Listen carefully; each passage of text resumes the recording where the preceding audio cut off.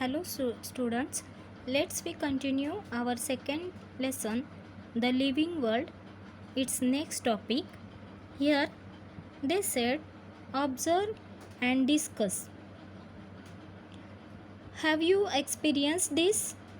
What happened immediately after the following actions? First, they have given the light flash suddenly into your eyes. What happened like this actions? What you can do there when there is a light is flashed suddenly into your eyes? Yes, we close our eyes if light flash suddenly into our eyes. Then second, they said suddenly you felt a pinprick into your finger. What you did? You are taking your finger backward. Then the leaves of mimosa plants were touched. If you are touching the mimosa plant's leaves, what happened there? They close their leaves. Then fourth, at sunset, lamps on the street or courtyard are lit and the insect gather around the lamps. So when there is an darkness or sunset, the lamps on the street or courtyard that is lit. In our houses also sometimes it happen. The insect gather around that lamp, and because of that so many insects are gathered there, we off that light.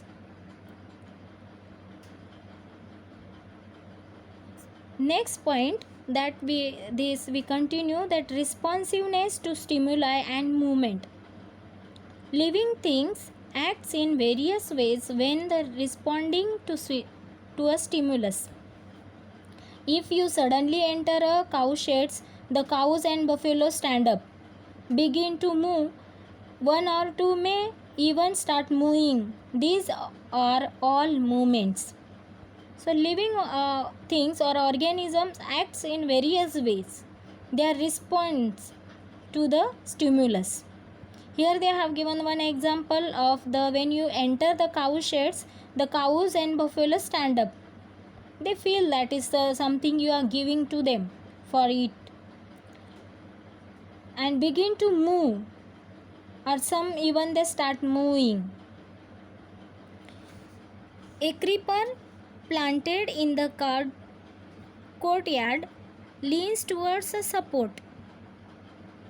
We know that the veins or maybe creepers, if you planted in your courtyard or in your garden, they are leans towards the support. Where is the support? They can lean there. A potted plant placed in a window grows toward the sunlight, because in room there is an darkness, but they are giving the response towards the light, and because of that plants that move towards the sunlight. It means that plants too show the movements. Living things move of their own accord. Means not only animals but plants also move, and their movements on their place only. They cannot move from one place to the another place like the other animals, four legs animals, but they are moving on their place only. The movement or the change taking place in a living things at such a time is their response to a stimulus. An event that occurs in our surroundings is a stimulus. The ability of living things to respond to a stimulus is called their responsiveness to stimuli. The movement or change taking place in the living things. Like this, they have given some example related to that the changes occur or responses they are giving by the living things. And in event they occur our surroundings, means the where there is an water is sufficient, that way the roots of the plants grows or move towards their water where they can get. Like that they giving the response to the surrounding, and this the ability of the living to respond the stimulus is called the responsiveness to stimuli. And this is the one of the characteristics of the living organism, that responsiveness to stimuli is a characteristic of living things. Next, that is, can you tell what do we learn from these pictures? They have given some pictures here, and from these pictures what we can learn. See here, in first picture they are giving a bird and its egg. Then the another picture they are giving the bryophyllum. So this is the plants, and from their leaves margin they can grow the new plants. Third one picture they have given the mare and her foal. And fourth one, they are rose cuttings. There also we can see the plants, means the tender leaves that comes on their stems. So next topic that we have to learn, that is the reproductions. In the pictures also they have given related to this reproduction, means the birds, they are laying the eggs and from that hatching the new ones. The bryophyllum also, that plants, so they can grow the new plants from their leaves. Here also that mare that giving the directly birth to the young ones. And from there, here they have given the example of rose cutting. From the stem it can grow the new plants. Then living things produce other living things like themselves. Some animals give birth to their young ones.